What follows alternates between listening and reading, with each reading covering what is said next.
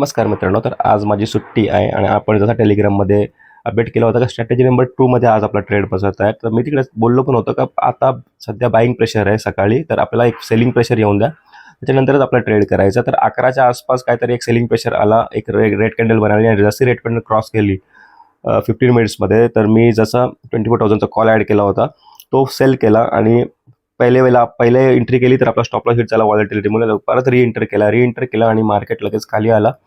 239ची entry होती, 204 पर्यंत आला, 189चा टार्गेट होता. 15 पॉईंटसाठी स्टॉप लॉस हिट टार्गेट वाचला, कारण तिकडून मार्केट परत रिव्हर्सल आला आणि आपण जो स्टॉप लॉस होता तो 20 पॉईंट गेल्यावरच ट्रेल केला होता 239ला. तर आपला ट्रेडिंग स्टॉप लॉस हिट झाला.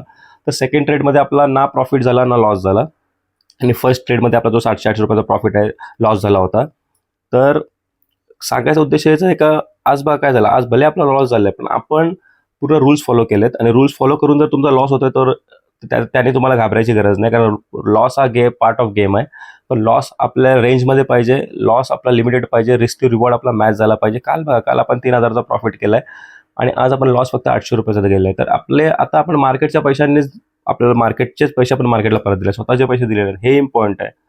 म्हणून ट्रेडिंग करताना किंवा पण डिसिप्लिन फॉलो करा, रूल्स फॉलो करा, कारण आपण 2 वेळेला बघा मागच्या वेळेमध्ये रूल्स आणि डिसिप्लिन फॉलो नाही केला तर आपल्याला मार्केटने पनिश करा.